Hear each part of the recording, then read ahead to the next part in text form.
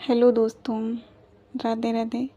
उम्मीद करती हूँ आप सब बहुत अच्छे होंगे और लगातार अपनी पढ़ाई पर ध्यान दे रहे होंगे, क्योंकि एक विद्यार्थी जीवन में सबसे जो बड़ा मकसद होता है और जो सबसे बड़ा काम होता है वो होता है शिक्षा। क्योंकि एक ऐसा प्रकाश है जिससे सभी का जीवन जगमग हो जाता है।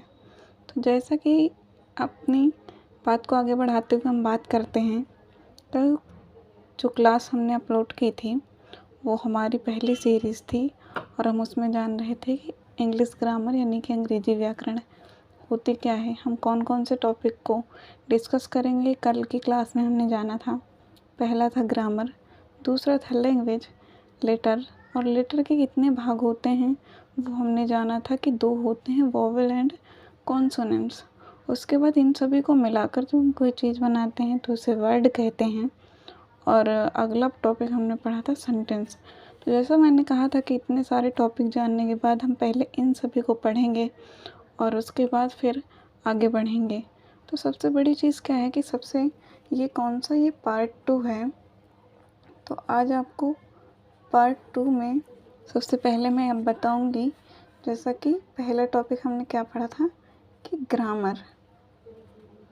अब मीनिंग मिस्टेक बिल्कुल मत करिएगा, क्योंकि ये बहुत ज़रूरी है कि ये सारी चीज़ें हमारी क्लियर हों, वरना हमेशा हमको डाउट होता रहता है। तो व्याकरण, तो सबसे बड़ी चीज़ क्या होता है कि जब आप व्याकरण पढ़ रहे होते हैं तो इसका जब नाम ही व्याकरण है, तो व्याकरण का जो मतलब होता है, ये एक ऐसी चीज़ है, मान लीजिए कि यहाँ पे कोई एक डिब्बा है और इसमें जो चीज़ें क्या हैं, इकट्ठा हैं, तो इसे हम क्या बोल सकते हैं, इसे बोलते हैं संग्रह। तो क्योंकि हम इंग्लिश ग्रामर पढ़ रहे हैं तो इसमें किस चीज़ का संग्रह होगा, तो आप अच्छे से जानते हैं कि इंग्लिश का। तो इसमें जो इसकी परिभाषा अगर देखी जाए तो यहाँ पर क्या आएगा कि अंग्रेजी भाषा के नियमों का वह संग्रह जो हमें उस भाषा को शुद्ध लिखना,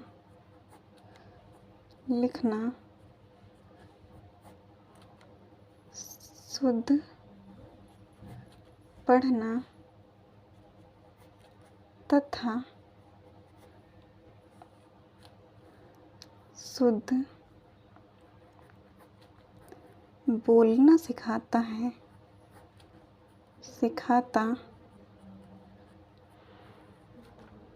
है ग्रामर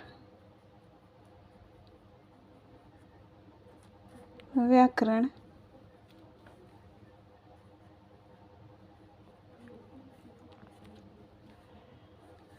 कहलाता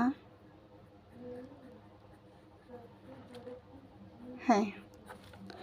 आइए अब समझते हैं। अब अंग्रेजी भाषा के नियमों का वह संग्रह, मतलब कोई एक किताब है जिसे ग्रामर कहते हैं, नियमों का वह संग्रह जो हमें उस भाषा को, अब भाई कोई किताब है उसके अंदर कोई चीज़ लिखी हुई है तो सबसे पहले तो हम उससे शुद्ध लिखना सीखेंगे और उसके बाद उसे जब लिखना आएगा तो शुद्ध पढ़ पाएंगे, और जब शुद्ध पढ़ पाएंगे तो शुद्ध बोलने में कोई दिक्कत नहीं होगी। तो जो हमें इन तीनों चीज़ों को, शुद्ध लिखना, पढ़ना तथा बोलना सिखाता है, वही हमारा क्या कहलाता है, ग्रामर कहलाता है। और जब हम ग्रामर को जान लिए, अब कि ग्रामर है क्या, इसमें हमें क्या जानना है, ये हमें क्या प्रॉफिट दे सकती है, तो इसके बाद हमें इसके आगे की चीज़ों को पढ़ना आसान हो जाता है। तो उम्मीद है आपको ये ग्रामर की परिभाषा पसंद आई होगी, समझ आई होगी, क्योंकि अब रटना मत, आप उसको समझने की कोशिश करना, तो चीज़ें ज़्यादा देर तक दिमाग में रहती हैं। तो इस वीडियो में बस हम आज ग्रामर की परिभाषा जानेंगे, उसके बाद आगे की सीरीज़ में पढ़ेंगे धन्यवाद।